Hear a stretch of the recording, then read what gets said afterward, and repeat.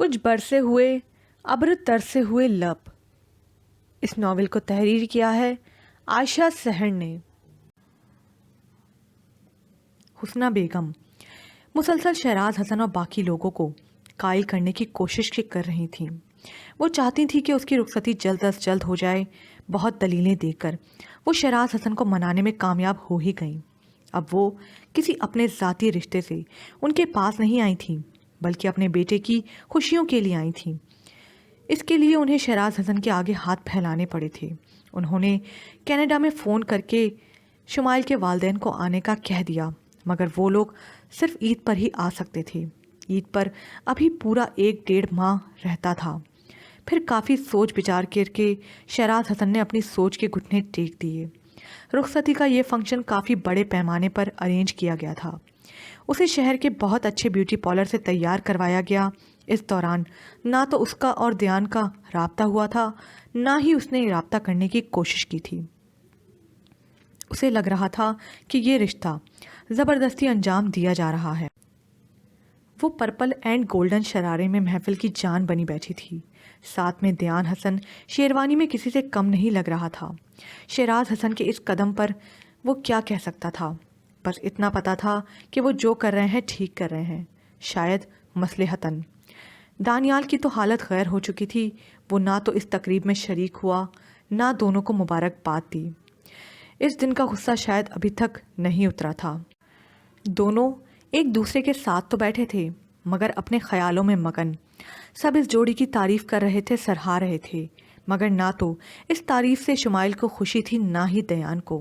ایسا لگ رہا تھا کہ کوئی معاہدہ طے پایا تھا جو پورا ہو رہا ہے۔ حسنہ بیگم کے بھائی بھاوج بھی شادی کی اس تقریب میں شرکت کرنے کے لیے آئے تھے۔ وہ ناراض ہو رہے تھے اچانک اتنے بڑے فیصلے پر کہ وہ ٹھیک طرح سے تیاری بھی نہ کر سکے۔ شہراز حسن نے شمائل کو تحفے میں بہت ساری چیزیں دی تھیں۔ حسنہ بیگم نے صاف منع کر دیا، مگر انہوں نے اپنا فرض نبھایا۔ ایسا نہیں تھا دونوں خاندانوں کے درمیان ناچاکی دور ہو گئی تھی، بلکہ یہ سب تو ہونا تھا کچھ ماریا کی تقریر کا اثر تھا، کچھ دیان کے احساسات نے کمال کر دکھایا تھا۔ وہ نرم پڑے بھی ایسے کہ شادی کی تیاریاں 2 دن میں مکمل کر لیں۔ اس کی پاپا اور مما سے بات ہوئی، وہ اس کی بات کو صحیح طرح سے سمجھ نہیں پا رہے تھے۔ تب ماموں نے کلیئر کیا۔ وہ آج صحیح معنوں میں اس گھر سے رخصت ہوئی تھی۔ اس وقت مما اور پاپا کی غیر موجودگی میں آنکھیں نم کر گئی۔ ماریا اس کے ساتھ ساتھ تھی، بہت حوصلہ دیا تھا کہ وہ تنہا نہیں ہے، مگر نہ جانے کیوں آنکھیں بھر آئی تھیں۔ وہ رخصت ہو کر ہمیشہ کے لیے پیا دیس چلی آئی تھی۔ امرین بھابھی اور عامر بھائی ان لوگوں کے ساتھ ہی تھے۔ بس بہت مختصر سے تو لوگ تھے بارات کے حوالے سے۔ امرین بھابھی نے اسے دل کھول کر دعائیں دی تھیں۔ وہ اور عامر آج یہیں رکے تھے۔ امرین نے ہی تو حسنہ آنٹی کے ساتھ مل کر ارینجمنٹ کیا تھا۔ گھر کا ہر کونا اس کی آمد کے استقبال کے لیے تھا۔ یہ سب محبتیں دیکھ کر آنکھیں نم ہی تو ہو گئیں۔ عامر مسلسل دیان کے ساتھ باتوں میں مگن رہا۔ امرین اسے دیان کے سجے سجائے کمرے میں لے کر چلی آئی تھی۔ وہ کمرہ کس قدر خوبصورتی سے ڈیکوریٹ کیا گیا تھا۔ سامنے ہی دیوار پر دونوں کی نکاح کی فوٹوگراف اینڈ لارج سائز میں موجود تھی۔ رات کے نہ جانے کتنے بج گئے تھے، وہ سر جھکائے بیٹھی اپنی قسمت کے فیصلے کی منتظر تھی۔ اسے پوری امید تھی کہ وہ آئے گا اور اسے کافی ڈانٹ سنائے گا، مگر وہ اتنی رات گئے تک لوٹا تک نہ تھا۔ سوچتے سوچتے کب نیند کی وادیوں میں اتری پتہ ہی نہ چلا۔ کچھ ہی دیر میں دیان دروازہ کھول کر اندر چلا آیا۔ تھکان سے برا حال تھا۔ سامنے نظر گئی تو وہ بڑے آرام سے کمبل اوڑھے سونے میں مگن تھی۔ نگاہیں سمیٹ کر وہ فریش ہونے چل دیا۔ لوٹا تو پھر بھی ہونس پورے بیڈ پر قبضہ جمائے پسر کر لیٹی ہوئی تھیں۔ اب تو ان محترمہ نے دل و دماغ کے ساتھ ساتھ روم پر بھی مکمل قبضہ کر لیا ہے۔ میرا کیا ہوگا؟ تلخی سے سوچ کر مسکرا دیا۔ کب عادت تھی صوفے پر سمٹ کر سونے کی، ایک بار مشقت ہی کافی تھی۔ سو چلتا ہوا اس کے سر پر جا کھڑا ہوا، دھیرے سے کندھا ہلا کر اٹھانے لگا۔ وہ ذرا سی کسمسائی، پھر دوبارہ بے خبر ہو گئی۔ بہت کوششیں کرنے کے باوجود جب اٹھ نہ سکی تو غصے سے برا حال ہونے لگا۔ پھر وہ دوسری جانب سے آ کر بڑے آرام سے کمبل کھینچ کر اپنے اوپر ڈال گیا۔ کس نے کہا تھا درمیان میں لیٹے؟ رات کے نہ جانے کون سے پہر اس کی آنکھ کھلی تو گھٹن کا عجیب سا احساس ہوا۔ اگلے ہی پل وہ صورتحال کو سمجھنے کی کوشش کرنے لگی۔ اس کا دایاں ہاتھ دیان کے سینے پر رکھا تھا۔ اوہ، وہ اس قدر قریب تھا، سانسیں یکدم ہی منتشر ہو چلی تھیں۔ وہ انہی کپڑوں میں اسی طرح لیٹے لیٹے کس قدر الجھن بڑھ گئی۔ کمبل دھیرے سے ہٹاتی، وہ شرارے کو تھامتی ڈریسنگ روم کی جانب بڑھی۔ ابھی صبح ہونے میں کچھ دیر باقی تھی۔ خود کو وزنی لباس سے چھٹکارا دیا تو سکون کا احساس رگو پے میں سرایت کر گیا۔ گرم پانی سے بدن کو حرارت پہنچانے پر قدرے مطمئن تھی۔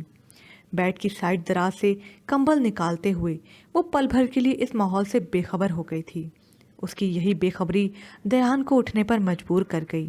وہ اب پورے حواسوں میں اسی کی جانب دیکھنے میں مہو تھا۔ وہ دوپٹے سے بے نیاز بالوں کو پشت پر بکھیرے کوئی ماورائی مخلوق لگ رہی تھی۔ وہ کمبل نکال کر تکیے کی سائڈ پر رکھتے ہوئے دراز بند کر گئی۔ مڑی تو اسے جاگتا دیکھ کر بدحواسی کے عالم میں منجمد ہی تو ہو گئی۔ شمائل، وہ پکار جو سور اسرافیل کی مانند تھی، اگلے ہی پل وہ اس کی مضبوط حصار میں قید تھی۔ بہت تنگ کر لیا تم نے، اب میری باری ہے، سرگوشی کے انداز میں کہتا ہوا وہ بے خودی کے اعلیٰ درجے پر پہنچتا چلا گیا اور وہ سدھ بت جیسے کھوسی گئی۔ یہ اچانک کیسی بازی پلٹی تھی، کیسی رتیں بکھری تھیں، کون سے موسموں کی ہوائیں چلی تھیں کہ دیان کو بے خود کرتی چلی گئیں۔ کس قدر شدید ڈپریشن کا شکار تھی اور وہ مزید الجھنوں میں ڈالتا چلا گیا۔ وہ صبح کیسی تھی؟ دھیرے دھیرے سے ہوتی رہی، مگر نہ ہوتی تو اچھا تھا، مگر صبح تو ہو کر رہتی ہے۔ نئے احساس سے مزید خوبصورت سی رمق لیے دیان نے ایک نظر قریب سوئے وجود پر ڈالی۔ آنکھوں کے کنارے پر بھیگے موسم ٹھہرے تھے اور وہ تو بیگانہ تھا ان موسموں میں چہرے پر انجانی مسکراہٹ چھپائے۔ وہ نماز کی قضا ہونے کا دکھ بھی صحیح طرح سے نہ منا سکا۔ چلتا ہوا وہ باہر نکل گیا۔ نقصان کیسا تھا؟ یہ تو نفع تھا، سود سمیت خوشی، مگر یہ خوشی دونوں میں سے کسی کی نہیں تھی۔ یہ خوشی نہیں تھی تو کیا تھا؟ کسل مندی کا یہ عالم تھا کہ امرین بھابھی جگانے آئیں تو پھر بھی وہ اٹھ نہ سکی۔ اسے ہوش تو اس وقت آیا جب کوئی کندھا جھنجھوڑ رہا تھا۔ یکدم ہی آنکھیں کھولی تو سامنے اسے ہی موجود پایا، مسکراتا ہوا چہرہ، وہ جو امتحانوں میں رکھنے کا عادی تھا۔ پھر گھڑی پر نگاہیں جمائیں تو دن کے 11 بجنے کا آغاز ہو چلا تھا۔ وہ وہاں رکا نہیں، باہر کی جانب بڑھا۔ شمائل نے دکھتے سر سے اٹھنے کی کوشش کی مگر ناکام رہی۔ تم اس قدر نخرے کر کے کیا ثابت کرنا چاہتی ہو؟ ہم کب سے تمہارے جاگنے کا ویٹ کر رہے ہیں۔ ماریا کمرے میں آتے ہی اس کے سر ہولی۔ وہ دشمن جان تو وار کر کے بہت سکون سے تھا، مگر تڑپ وہ رہی تھی۔ اس قدر الجھن اور شرمندگی تھی، کاش وہ اس اقدام پر کچھ کر سکتی، کاش اسے شوٹ کرنے کی دھمکی ہی دے سکتی، 2-4 لفظ درستگی کے بول لیتی جو یہ پوری زندگی کا مالک بن بیٹھا تھا۔ ماریا کے کہنے پر وہ جس لگا کر بیڈ سے اتری۔ اب اس کی مزید باتیں سننا اس کے بس سے باہر تھا۔ ماریا نے اس کے لیے ڈریس پسند کیا اور آدھے گھنٹے سے پہلے تیار ہونے کا کہہ کر میگزین اٹھا کر پڑھنے لگی۔ اپنے روح و بدن پر انوکھے گھاؤ کس قدر درد کر رہے تھے، کن منزلوں سے روشناس ہوئی تھی، وہ کن کن زخموں سے پالا پڑا تھا۔ یہ کیسا گھاؤ لگا تھا روح پر؟ وہ اس کے سامنے تو کھل کر رو بھی نہ سکی تھی کہ یہ محض بے وقوفی کی ہی تو بات تھی۔ اپنے وجود پر انجانے لمس کے ضبط کیے نشان وہ مٹائے بھی تو کیسے؟ یوں ہی بے دلی سے شاور لیتی ہوئی انجانی سوچوں میں مگن تھی۔ تب بوجھل وجود سے وہ فریش ہو کر باہر چلی آئی۔ ماریا شاید انتظار کر کے تھک چکی تھی، اس لیے کمرے میں نہیں تھی۔ وہ آئینے کے سامنے کھڑی اپنے وجود پر نگاہیں جمائے تیار ہونے لگی۔ کتنا مشکل ہوتا ہے کمپوز کرنا۔ خود کو کمپوز کرنے کے لیے باقاعدہ ٹریننگ کی ضرورت ہے۔ ابھی وہ بال خشک کر کے ہٹی ہی تھی کہ امرین بھابھی اور ماریا چلی آئیں۔ چلو اچھا کیا جو احسان کر دیا ہم پر۔ اب تم بیٹھو، میں تمہیں تیار کرتی ہوں۔ ماریا مسکراتے ہوئے اس تک چلی آئی۔ آپ یہیں بیٹھے امرین بھابھی، بہت تھک گئی ہوں گی۔ ماریا نے انہیں صوفے پر بیٹھنے کا کہہ دیا۔ وہ زیادہ دیر کھڑی ہو کر کام نہیں کر سکتی تھیں۔ ویسے بھی شمائل کے حوالے سے پہلے ہی وہ کافی کچھ کروا چکی تھی آنٹی حسنہ کے ساتھ مل کر۔ نہیں ماریا، کوئی بات نہیں، ایسی خوشیاں بار بار تھوڑی ہی نہ آتی ہیں۔ تم فکر نہیں کرو، میں تمہاری ہیلپ کر دیتی ہوں۔ ماریا اور امرین نے مل کر اسے اچھا خاصا تیار کر دیا۔ مہندی لگے ہاتھوں پر رنگ بھی کس قدر ٹوٹ کر برسا تھا۔ تب وہ دونوں کے ساتھ لاؤنج میں چلی آئی۔ ماموں اور ممانی اس سے ملے۔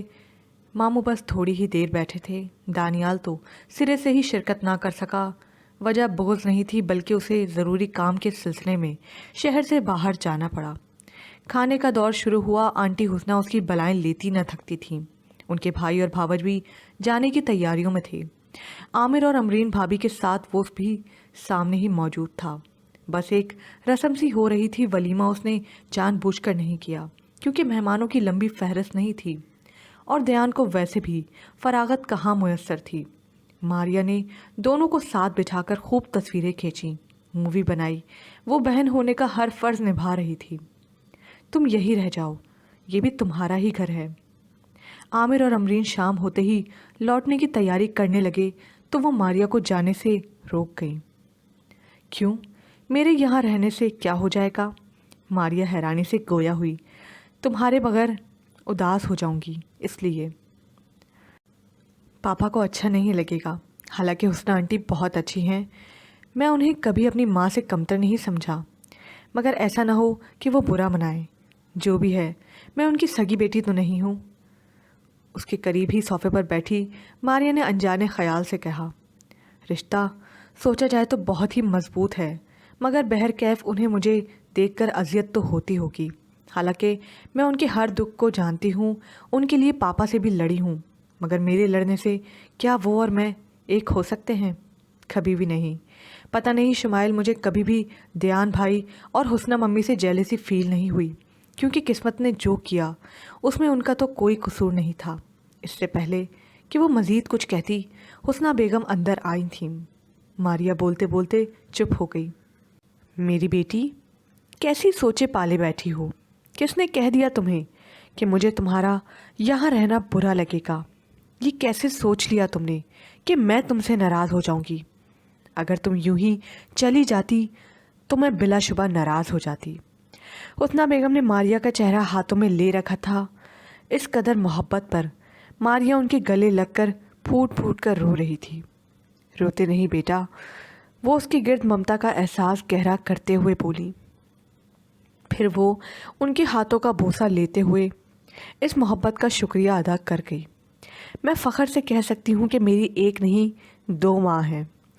پھر وہ وہاں بیٹھی رہیں، شمائل کو اپنے گھر کے بارے میں بتاتی رہیں، یہ بھی کہ اس کا آنا انہیں ایک نئی زندگی دے گیا۔ وہ دشمن جاں رات کو دیر سے لوٹا تو وہ ماریا کے ساتھ کچن میں چائے پینے میں مگن تھی۔ حسنہ آنٹی اپنے روم میں جا کر سو چکی تھیں۔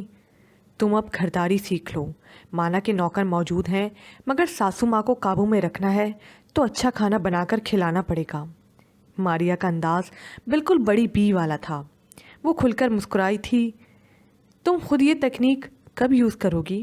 شمائل نے مسکراتے ہوئے چائے ختم کر کے کہا۔ میں کیا کہہ سکتی ہوں، پتہ نہیں میرے بارے میں کب سوچیں گے سب۔ اس کی مذاق سے کہی بات جو کافی انداز سے کی گئی تھی شمائل کو ہنسانے پر مجبور کر گئی۔ میں بھی کہوں کہ تم اسی خواہش کو دل میں دبائے اداس اداس کیوں رہتی ہو؟ نظر ٹھیک کروائیے محترمہ، میں آپ کو ایسی لگتی ہوں؟ یہ ہنسی مذاق یوں ہی جاری تھا جب دیان فریش ہو کر کچن میں چلا آیا۔ वैसे तुम बहुत खुश नसीब हो जो तुम्हें दयान भाई जैसे शौहर मिले। काश मेरी भी ऐसी लॉटरी निकल आए। मारिया उसको उठते हुए देखकर एक हाथ थोड़ी के नीचे रखकर हसरत से बोली। शुमाइल जो वहीं खड़ी बर्तन सिंक में रख रही थी, मुड़ी तो निगाहें उस दुश्मन जान से टकराकर वापस पलट आईं। चेहरे पर संजीदगी का दौर दौरा था। शुमाइल निगाहों के साथ साथ रुख भी मोड़ गई। सुबह से उसका सामना ना होने पर वो बहुत खुश थी, मगर अब वो कब तक उससे छुप सकती थी। वो सहरंगेज शख्सियत पल भर के लिए हवासों पर छाती महसूस हुई। मारिया से हेलो हाय करके वो वहीं चेयर पर विराजमान हो गया। उसको वहाँ टिककर बैठता देखकर शुमाइल मज़ीद वहाँ ना रुक सकी थी। हिम्मत ही नहीं थी। हौसलों की सारी हदें जैसे ख़त्म होने को आई थीं। वो दोनों को बातें करता देखकर बाहर की तरफ बढ़ी। दयान ने बहुत गहरी निगाहों से दूर तक उसे जाते देखा। मुझे बहुत खुशी है मारिया, तुम कुछ दिन यहाँ रहने चली आई। शहराज हसन के अलावा और किसी को तकलीफ़ नहीं होगी। आप पापा के बारे में ऐसी बात ना किया करें, हालांकि वो काफ़ी हद तक ठीक हो चुके हैं। ऐसे ही तो आपकी ज़ौजा वापस नहीं मिली आपको। मारिया की बात पर दयान के चेहरे पर मुस्कुराहट फैल गई। सच ही तो था, आप अभी तक जाग रहे हैं, मैं सोने जा रही हूँ। मारिया चेयर घसीट कर उठी और जमाई लेते हुए सोने का कह गई। वो भी अपनी सोचों को समेटता किचन की लाइट ऑफ करता बाहर की जानिब बढ़ा। शुमाइल उसका सामना करने से जिस कदर हिचकिचा रही थी, किस्मत उसी कदर उसे सामने ला खड़ा कर देती। वो सोफे पर तकिया रखे कंबल ओढ़े गिरोह माफिया से बेखबर थी। जैसे ही दरवाज़ा खोलकर वो अंदर आया तो नीम तारीकी ने उसका सामना किया। इस कदर एहतियात बरतती थी, फिर सोचा कि उसे इंतहाई कदम नहीं उठाना चाहिए था, मगर सोच यहाँ काम ही कब करती थी। वो उसे कब सताना चाहता था, मगर इन दिनों वो अनजानी कैफियत में घिरा था। खुद भी समझ नहीं पा रहा था। तुम्हें सोचने के अलावा मेरे पास सोचें भी तो ख़त्म हो गई हैं। मैं तुमसे हटकर क्या सोचूं? वही तो थी जो दिलो रूह पर कुछ इस तरह से काबिज़ हुई कि उसे अपना आप भी कहीं खोता हुआ महसूस होने लगता था। क्या ये मोहब्बत की इंतहा थी? मैंने तो ये कहा था, तकदीर, तदबीर या किस्मत का हुस्नो दिलकश सा सफ़र। तेरी सूरत को देखने वाले अपनी आंखों से प्यार करते हैं। नज़र भटकी थी तो मोहनी सी सूरत पर जा ठहरी। वो चेहरे पर से कंबल उतारे खुद से भी बेनियाज थी, और वो अपनी इस बेखुदी पर खुद को सर्जिश करता करवट बदल गया कि अब न जाने कब तक हिजर के स्याह मौसमों ने ठहरना था। ना जाने कब तक ये खलिश सी दोनों के रिश्ते में बाकी रहनी थी। कब वो सही मायनों में उसकी हो जाएगी। तरसी हुई ज़िंदगी कब खुशियों से आशना होगी। फूलों के खिलने का मौसम दूर नहीं था, मगर रस्ते कजगुल से आशना भी तो नहीं थे। फिर धीरे धीरे नींद की देवी उस पर मेहरबान हुई थी। वो आहिस्ता आहिस्ता हुस्ना आंटी के साथ मिलकर खुद को इस घर में एडजस्ट करने की कोशिशें करने लगी। ज़िंदगी बहुत ही धीरे धीरे से चलने लगी। उसे इस घर में रहने की आदत हो चली। दयान की निस्बत से वो इस घर में तो चली आई थी, मगर ये निस्बत अभी भी बहुत अधूरी थी। कभी तो वारफ्तगियों की हद करता, वो उसे होश खुद से बेगाना कर देता, तो कभी बेइतनाई का खामोश सा लिबास ओढ़े वो अपने काम में इस कदर बिजी हो जाता कि उसे उसका ख्याल तक ना आता। मगर ये तो हकीकत थी कि शुमाइल के इस तरह से ज़िंदगी में चले आने से खुशियों के दर हौले हौले से वाह हुए थे। हुस्ना बेगम ने शुमाइल को नमाज की पाबंदी करना सिखा दी थी। उसे भी नमाज पढ़कर काफ़ी सुकून मिलता। ऊपर से दयान का ताना, वो भी ज़िद में आकर पूरी नमाज़ें अदा करती। वो नमाज दयान के कहने पर नहीं, अपनी मर्ज़ी और खुशी से अदा करती थी। कुरान मजीद की तिलावत करना ये भी था कि वो खुदा के कर्ब से आशना होती चली गई। हुस्ना बेगम की तबीयत कुछ नासाज थी। वो जिस एज में थी वहाँ तबीयत का बोझलपन बहुत आम सी बात थी। ब्लड प्रेशर बढ़ना भी तो ख़तरे का बायस था उनके लिए। उसे हस्बे मामूल दयान ने जगाया। आप रात को सोते नहीं हैं जो सुबह सुबह इतनी जल्दी उठ जाते हैं? नींद से बोझल आंखें खोलकर एक नज़र उस पर डालकर कहा, तुम्हारी संगत का असर है। چہرے پر مسکراہٹ سجائے وہ واش روم کی جانب بڑھا۔ شمائل دوپٹہ سائڈ سے اٹھاتی کچن کی جانب بولی۔ اس وقت ناشتے کا وقت شروع ہو چکا تھا۔ پراٹھا اور انڈے ہی بنانے تھے، چائے بننے کے لیے رکھی تب حسنہ آنٹی کے کمرے کی جانب بڑھ گئی۔ وہ نماز پڑھنے میں مگن تھی۔ اسے آتا دیکھ کر پیار سے اپنے نرم و گرم گفٹ میں سمیٹ کر پیشانی پر بوسہ دیا۔ ایسی بیٹی قسمت والوں کو ملتی ہے اور میں بہت خوش نصیب ہوں۔ وہ مسکراتے ہوئے ان کی گود میں سر رکھے لیٹ گئی۔ امی جی، آپ کو پتہ ہے میں ان 3 ماہ میں کتنا بدل گئی ہوں۔ میں وہاں رہ کر کس قدر انجان تھی۔ ان رشتوں سے، خدا کے وجود سے، نماز بھی کبھی باقاعدگی سے نہیں پڑھی۔ ہاں، روزے رکھنے کی عادت مجھے مما پاپا سے پڑی ہے۔ یہاں پر میں نے ایک انوکھی سی فضا دیکھی ہے۔ آپ کی شفقت میرے لیے سب کچھ ہے۔ مما پاپا مجھے آپ کے پاس دیکھ کر بہت خوش ہوں گے۔ انہوں نے پیار سے اس کے بالوں میں انگلیاں پھیری۔ میری ایک خواہش ہے کہ آپ کو خوشی مل جائے۔ میں نے آپ کو بھی اپنی مامی کے روپ میں دیکھا ہے، مگر میں آپ کو تنہا دیکھ کر بہت عجیب سا محسوس کرتی ہوں۔ میں تنہا کب ہوں؟ تم ہو، دیان ہے۔ میری تنہائی تو تمہاری خوشیوں سے ہی ختم ہو گئی ہے۔ پھر بھی امی، آپ نہیں چاہتی کہ دیان کو ماموں کا پیار ملے؟ وہ اپنی تمام تر کوتاہیوں پر ایکسکیوز کریں۔ ان کے پیار کے حقدار دیان بھی تو ہے، جتنا کہ ماریا اور دانیال بھائی ہیں۔ وہ کس قدر متفکر تھی ان کے لیے۔ اس کی یہ سوچ بہت ہی پاکیزہ تھی۔ وہ اپنے سے جڑے ہر رشتے کو خاص مقام پر دیکھنا چاہتی تھی۔ اس کی معصوم سی سوچ پر حسنہ بیگم مسکرائیں اور اس کا ماتھا چوم لیا۔ آپ کی طبیعت صحیح نہیں، آج آپ کوئی کام نہیں کریں گی، میں ہی کر لوں گی سب کچھ۔ چلے، دیر ہو رہی ہے۔ وہ انہیں سہارا دے کر اٹھنے میں مدد دینے لگی۔ کچن میں دیان چائے تھرماس میں ڈال چکا تھا۔ انڈا پھینٹ کر فرائی کرنے والا تھا جب وہ پہنچی۔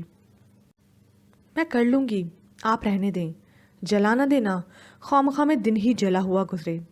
شمائل نے خفگی بھری نگاہ اس پر ڈالی جو ڈائننگ ٹیبل پر پلیٹیں رکھنے لگا۔ اس کی ہیلپ کرنے کی عادت تو حسنہ بیگم کو بھی بہت پسند تھی۔ آج شام میں تیار رہنا، ہمیں تمہارے ماموں کے گھر میں جانا ہے۔ یہاں پر یہ پارٹ اختتام کو پہنچا۔ مزید پارٹ سننے کے لیے اردو ناول زبر پرائڈ کو لائک کیجیے، سبسکرائب کیجیے، شیئر کیجیے، کمنٹ کرنا مت بھولیے گا۔